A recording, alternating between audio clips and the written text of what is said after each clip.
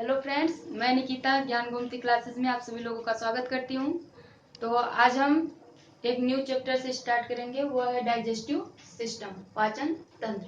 हम लोग से पढ़ चुके हैं, आज न्यू चैप्टर है डाइजेस्टिव सिस्टम। तो हम सबसे पहले देखते हैं कि पाचन क्या होता है, डाइजेशन क्या होता है। तो अगर हम सिंपली भाषा में कहें तो हम कह सकते हैं कि भोजन के जटिल अणु को सरल अणु में परिवर्तित करने की क्रिया पाचन कहलाती है। देखिए, भोजन के जो जटिल अणु होते हैं, भोजन के जो बड़े बड़े अणु होते हैं, टुकड़े होते हैं, उसको छोटे छोटे टुकड़ों में विभाजित करने की जो क्रिया होती है वही पाचन कहलाता है। लेकिन यहाँ पर पाचन की क्रिया पूर्ण रूप से तभी होगा जब यहाँ पर दो चीजें पाई जाएंगी, एक है जल और दूसरा है एंजाइम। क्या है? जल और एंजाइम। पाचन की क्रिया तभी संभव होगी या तभी पूरी होगी जब जल और एंजाइम पाया जाएगा। जहां पर जल और एंजाइम नहीं पाया जाएगा वहां पर पाचन की क्रिया पूर्ण रूप से नहीं होगी। तो यहाँ पर जल और एंजाइम जहां पर होगा वहीं पर पाचन की क्रिया पूरी होगी। अगर इसके हम डिफिनीशन को स्पष्ट रूप से कहें तो हम कह सकते हैं कि जल और एंजाइम की सहायता से भोजन के जटिल अणु को छोटे छोटे अणु में या सरल अणु में बदलने की जो क्रिया होती है वही पाचन कहलाती है। तो यहाँ पर जल और एंजाइम, पाचन की क्रिया में जल और एंजाइम का सबसे महत्वपूर्ण योगदान है। तंत्र क्या होता है, सिस्टम क्या होता है? तो पाचन की क्रिया में कई अंग होते हैं जो सम्मिलित रूप से कार्य करते हैं, उसी को पाचन तंत्र कहते हैं। तो इसी से इस लेसन का नाम, इस चैप्टर का नाम पाचन तंत्र पड़ा, डाइजेस्टिव सिस्टम पड़ा। जैसे हम देखते हैं कि जब हम भोजन करते हैं, क्या करते हैं, भोजन जब करते हैं हम, तो उसमें जो सर्वाधिक एनर्जी देने वाला पोषक तत्व होता है वो होता है हमारा कार्बोहाइड्रेट। क्या होता है हमारा? कार्बोहाइड्रेट। फिर होता है वसा। क्या होता है? वसा। फिर प्रोटीन। ये कार्बोहाइड्रेट, वसा, प्रोटीन क्या है? ये भोजन के जटिल अणु है और इसी कार्बोहाइड्रेट और प्रोटीन और वसा को, कार्बोहाइड्रेट को जो हम ग्लूकोज में परिवर्तित कर देते हैं और वसा को जो हम फैटी एसिड में बदल देते हैं, इसमें फैटी एसिड में, और प्रोटीन को जब हम एमिनो एसिड में परिवर्तित कर देते हैं तो ये क्या हो जाता है? भोजन के सरल अणु में परिवर्तित हो जाता है। एक कार्बोहाइड्रेट, वसा, प्रोटीन जो है वो भोजन का जटिल अणु है। जब कार्बोहाइड्रेट ग्लूकोज में बदल जाता है, वसा फैटी एसिड में बदल जाता है और प्रोटीन जो है एमिनो एसिड में बदल जाता है, तो इसे हम कहते हैं भोजन के सरल अणु में परिवर्तित हो गया है। अब हम देखते हैं कि पाचन की क्रिया में दो चीजें हैं जो मुख्य रूप से अपना भूमिका या योगदान दे रही है। पाचन की क्रिया में दो चीजें हैं, एक होता है हमारा आहार नल। क्या होता है? आहार नल। और दूसरा होता है हमारा सहायक पाचक अंग। सहायक पाचक अंग। पाचन की क्रिया में दो चीजें होती हैं, एक होता है आहार नाल और दूसरा होता है सहायक पाचक अंग। देखिए, आहार नाल शब्द से ही स्पष्ट हो जा रहा है कि ऐसी नली जिसमें से आहार होकर गुजरे या जिसमें आहार हो। तो आहार नाल के अंतर्गत हमारा आ जाएगा मुख गुहा, क्योंकि जब हम भोजन करते हैं तो सबसे पहले भोजन जो होता है मुख गुहा में ही डालते हैं, अर्थात मुख में ही डालते हैं। दूसरा होता है हमारा ग्रास नली और तीसरा होता है हमारा अमाशय। और फिर नेक्स्ट होता है छोटी आंत। क्या होता है? छोटी आंत। और फिर नेक्स्ट होता है बड़ी आंत। अगर हम सहायक पाचक अंग में देखें तो मुख गुहा के अंतर्गत जो हमारा दांत और जीवा होता है ये भोजन को पचाने में या कूचने चबाने में सहायता करता है। तो सहायक पाचक अंग में हम देखेंगे दांत, जीवा, यकृत और अग्नाशय। क्या? अग्नाशय। तो पाचन की क्रिया में दो चीजें होती है, एक होता है आहार नाल, दूसरा होता है सहायक पाचक अंग। आहार नाल के अंतर्गत हम मुख गुहा, ग्रास नली, अमाशय, छोटी आंत, बड़ी आंत, और सहायक पाचक अंग के अंतर्गत हम दांत, जीवा, यकृत, अग्नाशय, इन सभी को हम एक एक करके पढ़ेंगे। तो सबसे पहले पढ़ेंगे हम मुख गुहा। मुख गुहा के पढ़ने के बाद इसका सहायक पाचक अंग जो दांत है और जीवा है इसके बारे में पढ़ेंगे। फिर हम ग्रास नली, अमाशय, छोटी आंत, बड़ी आंत, और फिर यहाँ जीवा, दांत, जीवा, यकृत, अग्नाशय, इन सब के बारे में पढ़ेंगे। तो सबसे पहले हम देखते हैं मुख गुहा। आहार नाल के अंतर्गत हम देखते हैं मुख गुहा। मुख गुहा को इंग्लिश में बक्कल कैविटी कहते हैं। क्या कहते हैं? Buccal cavity. तो हम सबसे पहले देखते हैं मुख गुहा। इसे इंग्लिश में कहते हैं बक्कल कैविटी।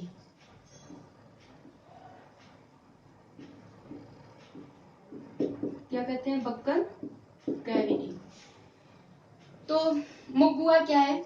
जब हम भोजन के टुकड़े को अपने मुख में डालते हैं तो हमारे जो पाचन की क्रिया होती है मुख से ही शुरू हो जाती है। हम चाहें या ना चाहें, हमारी पाचन की क्रिया जो होती है मुख से या मुख गुहा से शुरू हो जाती है। क्यों शुरू हो जाती है? क्योंकि मैंने कहा था, इसके डिफिनेशन में मैंने बताया था कि पाचन की क्रिया वहीं पर संभव होगी जहां पर एंजाइम और जल पाया जाएगा। तो इसका मतलब यह है कि अगर मुख गुहा में पाचन की क्रिया शुरू हो जा रही है तो मुख गुहा में एंजाइम पाया जा रहा है। तो एंजाइम कैसे पाया जा रहा है? तो मुख गुहा जो होता है लार ग्रंथियां पाई जाती हैं। क्या पाई जाती हैं? लार ग्रंथियां। मुख गुहा में लार ग्रंथियां पाई जाती हैं और इन लार ग्रंथियों से निकलता क्या है? लार निकलता है। और इसी लार में 99% जल होता है। क्या होता है? 99% जल होता है और 1% एंजाइम होता है। क्या होता है? 1% एंजाइम।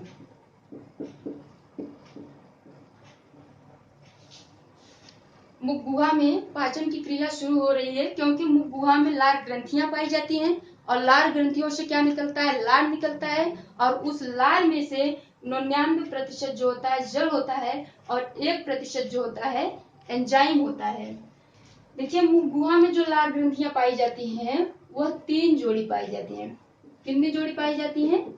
3 जोड़ी। अगर पूछा जाए कि मुख गुहा में कितनी जोड़ी लार ग्रंथियां पाई जाती हैं तो 3 जोड़ी लार ग्रंथियां जो होती हैं मुख गुहा में पाई जाती हैं। अगर संख्या में पूछा जाए तो हम कहेंगे 6। संख्या में कहेंगे 6। देखिए, मुख गुहा में जो एंजाइम पाया जा रहा है, जो मुख गुहा में एंजाइम पाया जा रहा है वह कौन सा एंजाइम है? तो मुख गुहा में 2 तरह के एंजाइम पाए जाते हैं। कितने तरह से? 2 तरह के एंजाइम पाए जाते हैं। एक होता है हमारा, पहला होता है हमारा ptyalin enzyme. Ptyalin enzyme. Ptyalin enzyme को हम एमाइलेज के नाम से भी जानते हैं। किसके नाम से? एमाइलेज। चाहे हम टाइलिन एंजाइम कहें, चाहे हम एमाइलेज एंजाइम। इस टाइलिन एंजाइम का या एमाइलेज एंजाइम का मुख गुहा में कार्य क्या होता है? तो जो टाइलिन एंजाइम है, जब हम पोषक तत्व या भोज्य पदार्थ कोई खाते हैं तो उसमें भोजन में क्या पाया जाता है? स्टार्च पाया जाता है। और उसी स्टार्च को ये जो टाइलिन एंजाइम है, जो एमाइलेज नामक एंजाइम है, ये क्या करता है? उसी स्टार्च को परिवर्तित कर देता है किसमें? माल्टोज में। जब हम भोजन करते हैं तो जो हमारा स्टार्च पाया जाता है, किसमें पाया जाता है? स्टार्च भोजन में पाया जाता है। स्टार्च इसे हिंदी में कहते हैं मन। क्या कहते हैं? मन। तो ये जो स्टार्च भोजन में पाया जाता है, ये स्टार्च क्या है? ये स्टार्च जो है ये कार्बोहाइड्रेट का एक प्रकार है। किसका एक प्रकार है? कार्बोहाइड्रेट का है। तो ये स्टार्च जो होता है, इस स्टार्च को टाइलिन जो एंजाइम है इसे माल्टोज में परिवर्तित कर देता है। किस में परिवर्तित कर देता है? माल्टोज में।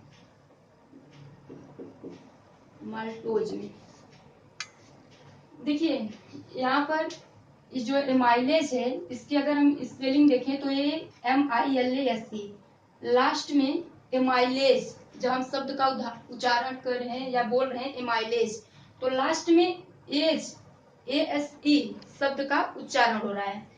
तो जिस शब्द के अंत में एज शब्द का उच्चारण हो तो उसे आप समझ लीजिए कि वह एंजाइम है। अब देखिए जब स्टार्च को ये टाइलिन माल्टोज में बदला तो इस शब्द के अंत में टोज OSE शब्द का उच्चारण हो रहा है। किसका? OSE शब्द का उच्चारण हो रहा है।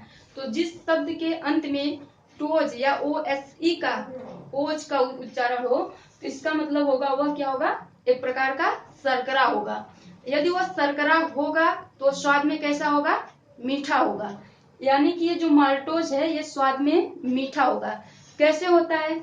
देखिए हम देखते हैं, जब हम गर्म रोटी खाते हैं, जब गर्म रोटी को अपने मुंह में तक तोड़ के मुख में डालते हैं तो होता क्या है, जब हमारी जो दांत होती है उससे पीसती है, चबाती है, तो मुख गुहा से मैंने बताया कि क्या लार ग्रंथियां होती है और उस लार ग्रंथियों से लार निकलता है और लार में 99% जल और 1% एंजाइम पाया जाता है। तो यही लार जो होता है जब हम भोजन को चबाते हैं, कुचते हैं, तो यही लार हमारे भोजन में क्या होता है? जीवा उसे मिलाता है अच्छी तरह से।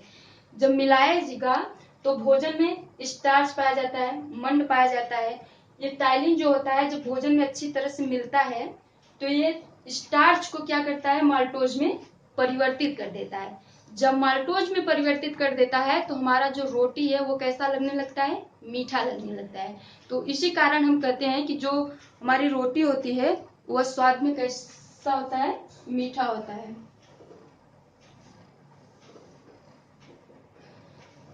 अब दूसरा जो एंजाइम होता है मुख गुहा में, पहला तो था टाइलिन जिसे हम एमाइलेज के नाम से भी जानते हैं। दूसरा होता है लाइसोजाइम। क्या होता है? लाइसोजाइम। लाइसोजाइम। ये लाइसोजाइम एंजाइम मुख गुहा में क्या करता है? ये जो लाइसोजाइम एंजाइम है यह एंटीबैक्टीरियल है। क्या है?